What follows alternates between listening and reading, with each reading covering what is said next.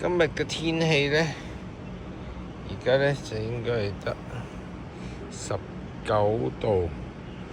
咁啊，雖然有啲雨啦，但係天氣凍咗呢，咁啊太陽呢自然呢就會細咗嘅。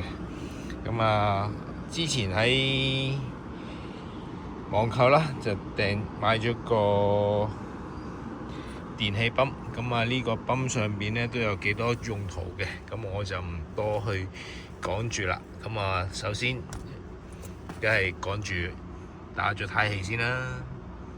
咁啊會有條咁嘅線啦，我哋會扭入去部機度嘅，扭好咧就可以準備打氣噶啦。雖然而家落住啲雨啦，咁但係都唔理啦。胎壓咧都好影響駕駛嘅安全嘅，咁啊安全第一啦。十身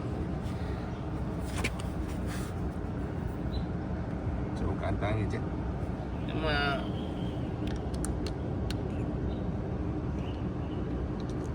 對準咗佢咧，拍咗入去咧，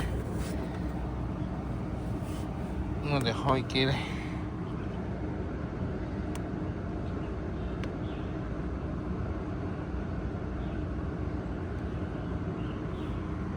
睇下見到啦，而家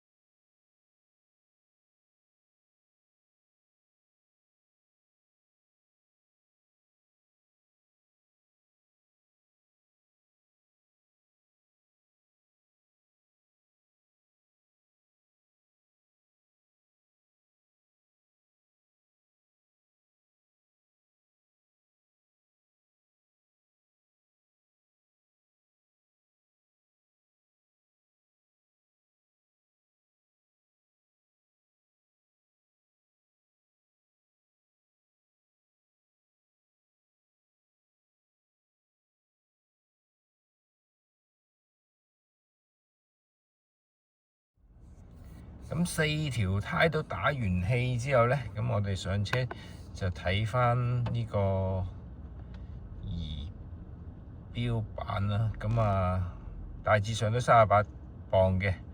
咁啊，胎氣咧都係胎溫都係20度，咁啊出邊就19度啦。咁啊，因為天氣嘅影響都好影響到胎壓，咁啊嘥少少時間都要注意自己嘅安全。咁啊，留意翻個胎壓啦。咁行咗一輪啦，咁都見到個胎溫上升，同埋胎壓咧，大家都去翻晒正常，去到39嗰度啦。咁啊，所以胎壓咧都其實好影響行車，安全第一啦。咁介紹翻咧，我就用咗呢一個品牌嘅無線，呢個係無線嘅氣泵。咁比起我哋原車嗰個有線咧，咁啊方便好多啦。咁啊隨時都可以攞出去就叉，又唔使拎條線入嚟，又唔使着車。咁佢咧亦都有 USB 可以充電出去啦。咁呢個入就 Type C 嘅，咁啊燈啦。咁仲有一個好用嘅嘢咧，但係大家又唔想會用嘅咧，就係呢個救車寶。咁啊，原廠跟落嚟咧，佢已經有晒呢啲配件喺度噶啦。